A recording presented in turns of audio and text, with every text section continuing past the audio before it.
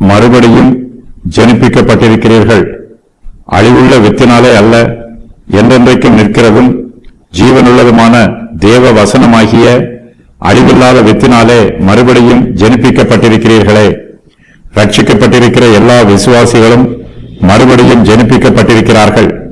இதனால் விசுவாசிகளுக்குள்ளே ஒருவருக்கொருவர் புதிய ஐக்கியமும் புதிய உறவும் உண்டாகிறது. நாம் எல்லோருமே மறுபடியும் பிறந்திருக்கிறோம், புதிய சிருஷ்டியாக இருக்கிறோம். ஆகையினால் விசுவாசிகளாகிய நாம் எல்லோரும் கர்த்தராகிய இயேசு கிறிஸ்துவுக்குள்ளே சகோதரர்களாகவும் சகோதரிகளாகவும் இருக்கிறோம். விசுவாசிகள் மாயமற்ற சகோதர சிநேகம் உள்ளவர்களாய் இருக்க வேண்டும்.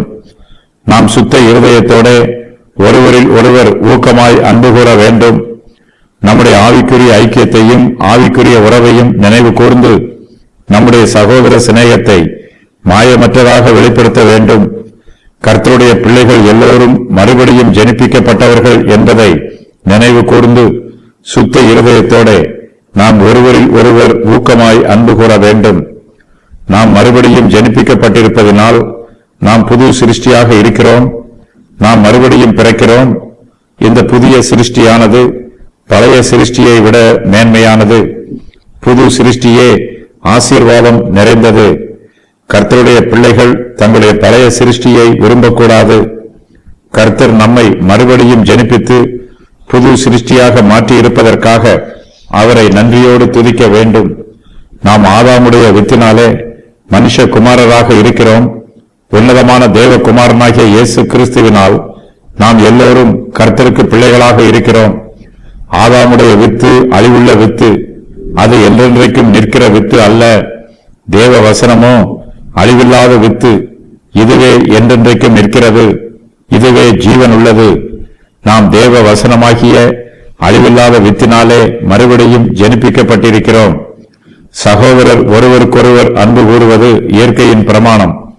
நாம் கர்த்தருக்குள் ஒருவருக்கொருவர் சகோதரராய் இருக்கும் போது நம்முடைய சகோதர சிநேகம் பல மடங்கு அதிகரிக்கிறது. நம்முடைய சகோதர சிநேகம் மாயமில்லாமல் சுத்தமாய் இருக்கிறது.